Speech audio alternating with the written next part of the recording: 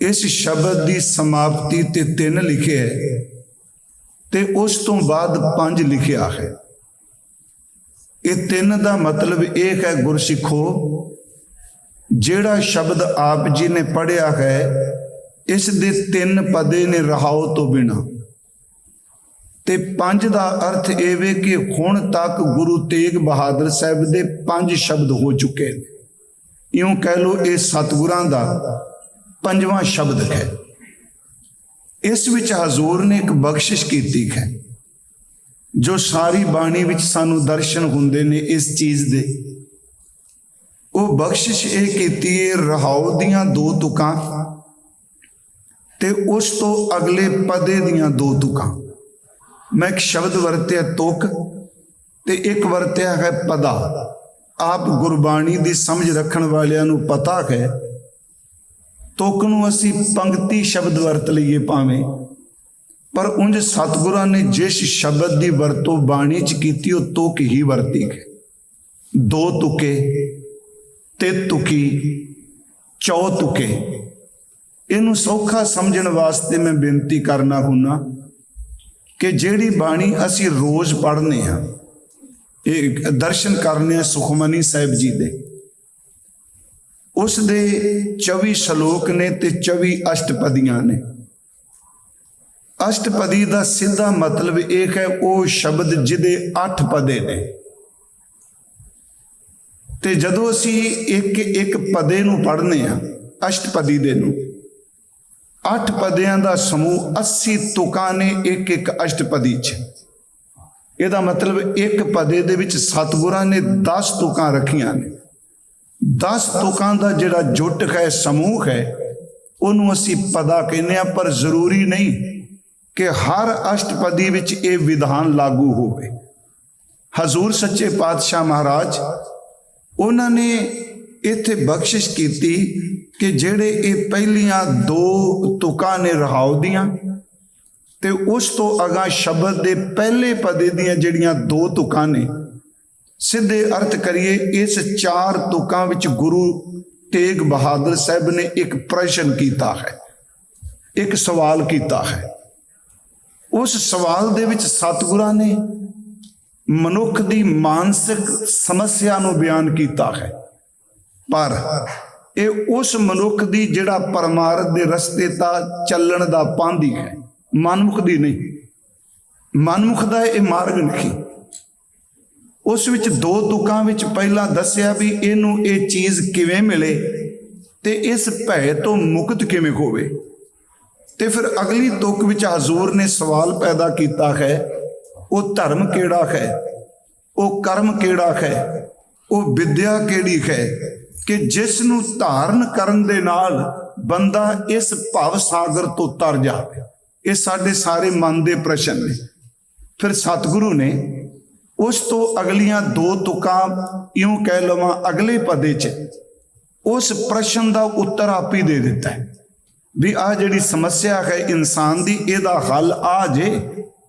ते फिर उस तो अगे तीसरे पदे विच कहा भी जिहदे नाम दी मैं तेनू गल दसन लगा वो 7वें आसमान च नहीं, वो तेरे हिरदे विच इस तरह वसदा है जिवें शीशे दे विच परछावां वसदा है। इस ढंग नाल जदों आपां अर्थ करांगे जी, विचार करांगे, रस भी बनदा है ते पढ़ां दर पढ़ां शब्द नूं खोलण दा भी मौका मिलदा है। गुरु ग्रंथ साहिब दे विच पहली मैं अर्ज कुछ अज करनी चाहना। बहुत सारे शब्द ऐसे ने जेड़े सतगुरु आप ही प्रश्न पैदा करते ने ते आपे ही उस प्रश्न का उत्तर देंदे आ। सीधी गल आप ही सवाल पैदा करते आ ते सवाल तो बाद सतगुरु जी आप ही उस सवाल का उत्तर देन लग पैंदे आ। ते जदों किसी नूं बाणी दियां शब्दां दी समझ पैन लग पै, ठीक असी कथा सुनने आ, व्याख्यान सुनने आ, जदों शब्द के अर्थां की समझ पै जाए तुसी खुद विस्माद भी चले जाओगे कि मेरे सतगुरु ने मेरे अंदर दे सारे शंके आपे प्रश्न पैदा किए, आपे उत्तर दे दिते। कुछ को असीं अज लांगे। मैं इस करके जेड़े सज्जन सहज पाठ करते हैं उन्हां दी सेवा लई खास करके हजूर दे असीं जपजी साहिब चू लै लईए। पहला प्रश्न है गुरु ग्रंथ साहिब जी दे जपजी साहिब दे अंदर कि किव सचियारा हुई है, किव कूड़ा टुटा पाल। ये सवाल है, ये प्रश्न है। किवें सचियारता आवे आत्मा और परमात्मा के दरम्यान जिहड़ी ये कूड़ दी पाल है, ये टुटे किवें? किव सचियारा हुई है, किव कूड़ा टुटे पाल सवाल है। तेरा उत्तर की है? हुक्म रजाई चलना नानक लिखिया नाल। आपे प्रश्न पैदा किया ते आपे ओदा उत्तर दिता। थोड़ा जा होर अगे मैं कुछ कु तुका बाणी चो लांगा पिछे रख। हजूर सच्चे पातशाह जी का एक बचन आप होर पढ़ दिओ कि भरिया हथ पैर तन देह, ते एदा उत्तर की है? पानी धोता है उतर सखे, मूत पलीती कपड़ होए। एदा उत्तर है देह साबून लईए ओ धोए। हुण ये दो प्रश्न करके पहला सिर्फ हथ पैर दा, फिर कपड़े दा, फिर सतगुरां ने मलीनता दा, तीसरा सवाल कीतो ने हजूर ने क्या भरिए मत पापां कै संग। ये प्रश्न है, पर गुरु जी उत्तर देंदे ने ओ धोप है नावै कै रंग। ये जदों आप जी देखोगे गुरु ग्रंथ साहिब दे दर्शन करदे हुण एक दो होर मैं तेरे मन से अज भी ये गुरु तेग बहादुर साहब की प्रश्नोत्तरी है जी। शब्द जेड़ा एक बचन तुसी पढ़ते हो कि कवन सवेला वक्त कवन, कवन थित कवन वार, कवन सिरुती महा कवन, जित होवा आकार। ये सारे सवाल ने। केड़ा वेला सी, केड़ा वक्त सी, ते कमाल दी गल ये जिन्नी शब्दावली वरती है उस वक्त एक पासे हिंदुइज्म दे शब्द ने, दूजे पासे इस्लाम दे। जिवें कवन सो वेला, वेला शब्द असी पूर्व च वरतदे स। केड़ा वेला है? शाह वेला है, दोपहर वेला है, लोडे वेला है, आथन वेला है। ते जेड़े ओ शब्द इस्लामिक सन वो सी वक्त। की वक्त हो गया? उत्थे सतगुरु ने शब्द वक्त वरते है। कवन सवेला वक्त कवन, कवन थित कवन वार। केड़ी थित सी? एकम सी, दूई सी, तीसरी। याद रखियो आपां सिर्फ बेनती कर रहे हां कि गुरु ग्रंथ साहिब दी सारी बाणी च सच एवें प्रश्नोत्तरी मिलेगी। जेड़ा सवाल पहले अंगां विच है हो सकता है इहदा उत्तर जाके सानू अखीर विच मिल जाए। सहज पाठ करदिआं बाणी दी व्याख्या खुद बाणी करदी है। कवन सवेला वक्त कवन, कवन थित कवन वार, कवन से रुती महा कवन। केड़ी रुत ते केड़ा महीना सी, केड़ा वार सी। जित होवा आकार। हुण अगे सतगुरु ने पंडित दा, काजी दा ते जोगी दा जिक्र किया कि वेल ना पाइया पंडिती, जे होवै लेख कुरान, वक्त ना पायो कादियां, जे लिखन लेख कुरान, थित वार ना जोगी जाने, रुत महा ना कोई। हुण ये सारा जिहड़ा प्रश्न सी, जे तुसी इस नूं एक पासे रख दिओ, वेल ना पाइया पंडिती जां वक्त ना पायो कादियां, थित वार ना जोगी जाने, सिर्फ आ दो तुकां सवाल दियां लै लईए कि कवन सवेला वक्त कवन, कवन थित कवन वार, कवन सिरुती मां कवन, जित होवा आकार। इहदा इक्को तुक च उत्तर मिलेगा, जा करता सेठी को साजे आपे जाने सो। देखो इस प्रश्न का उत्तर है। इसे तरह सतगुरु दे बचनां च एक दिन असी पढ़ रहे सां कि माया किस नूं आखी है। ये सवाल है, प्रश्न है, माया किस नूं कहंदे आ जी? कि आ जिहड़ी बंदे दे बनाई हुई आ करंसी है जां इहदे मैटल दे सिक्के ने, सोना चांदी, ये माया है? गुरु साहब ने माया की परिभाषा कमाल दी दिती। माया किस नूं आखी है? क्या माया कर्म कमाए? की काम करदी है माया? माया की डेफिनेशन की? प्रश्न है।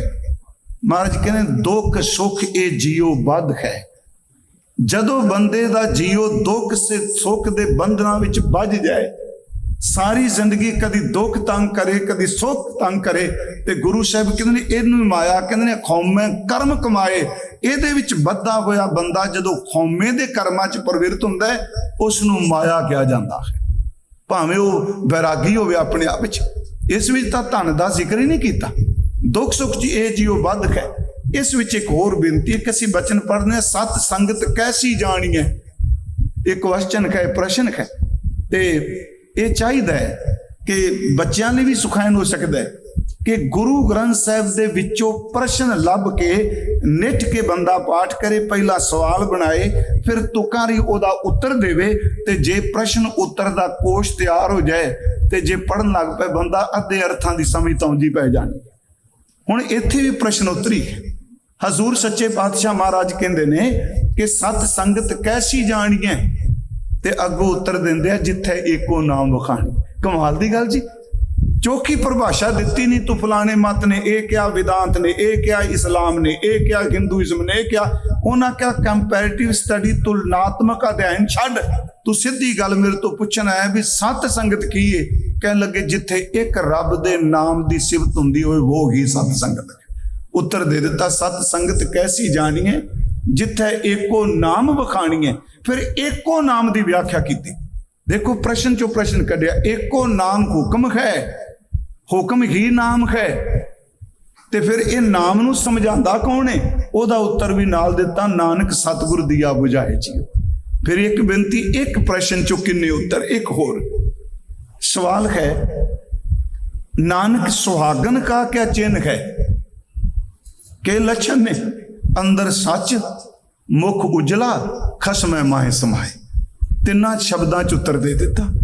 तुसी फरीद साहब दे बचन पढ़दे हो, निमन सो अखर, कवन सो अखर, कवन गुण, कवन सो मनिया मंत, कवन सो वेशो हों करी, जित वस आवे कंत। चार सवाल ने, केड़े अखर ने, केड़ा श्रोमणी मंत्र है, केड़ा वेश धारण करा।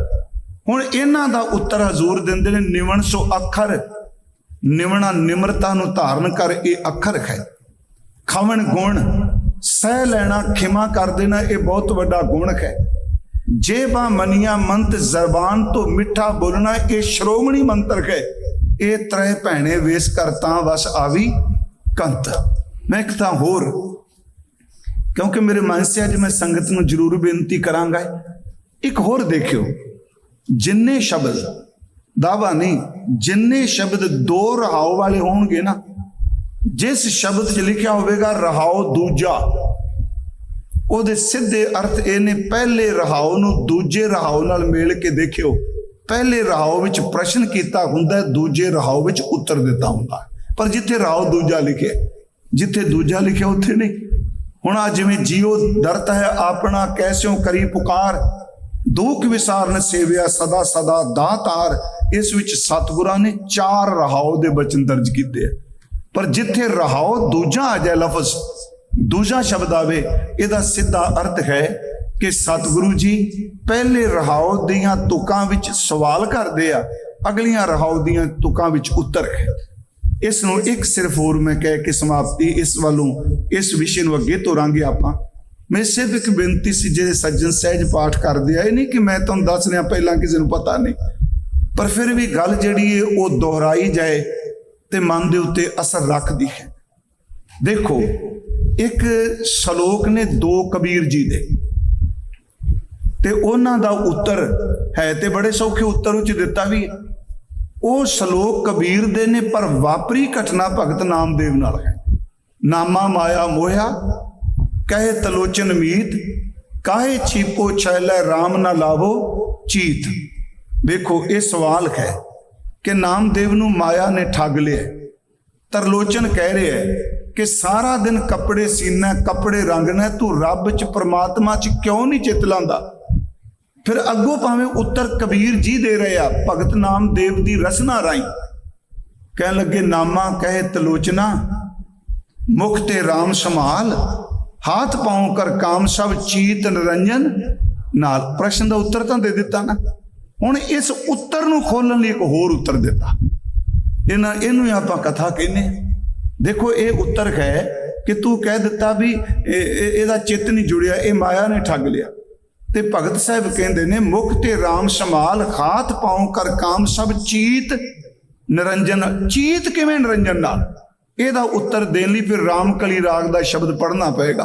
आनी ले कागद, काटी ले गूडी, आकाश मध्य भरमी अले, पंच जना सो बात बतौवा, चीत सो डोरी राखी ले। इसनूं मैं अर्थ नहीं करांगा, अर्थ बड़ी बारी आपां कीते आ इहदे। मैं सिर्फ एक बेनती करनी है, कहे तलोचन मीत, वो कित्थे प्रश्न है कबीर जी दे श्लोकां च? उत्तर मिलता पे रामकली राग च मन राम नामा बेदियले जैसे कन कला चित मांडियले आनी ले कुंभ पराई ले उदक राज कुवार पुरंदरिये हस्त विनोद विचार करती हैं चीत सो गागर राखियले मंदिर एक द्वार 10 जांका गौ चरावन छाड़ियले 5 कोस पर गौ चरावत चीत सो बछरा राखियले। अगे है कहत नाम दो सुनो तरोचन। मैं फिर बेनती करांगा वो प्रश्न किथे पिया है, वो पिया है भगत कबीर साहब दी बाणी दे विच। हुण ओदी व्याख्या कबीर साहब उत्तर दे रहे हैं, पर उस उत्तर दा डिटेल नाल जे कोई खुलासा कर रहा तो भगत जी खुद कर रहे हैं। कहत नाम दियो सुनो तरलोचन बालक पालन पोडियले अंतर बाहर काज विरोधी चीत सो बारक राखियले। मैं थोड़ा जा समा अज इस करके लाया है कि श्री गुरु ग्रंथ साहिब दी पवित्र गुरबाणी विच सतगुरां ने आपे प्रश्न कीते आ, पर किसे प्रश्न विच नास्तिकता नहीं मिलेगी, रुखापन नहीं मिलेगा। किसे प्रश्न दे विच रब दी होंद नूं चैलेंज नहीं किया जाएगा।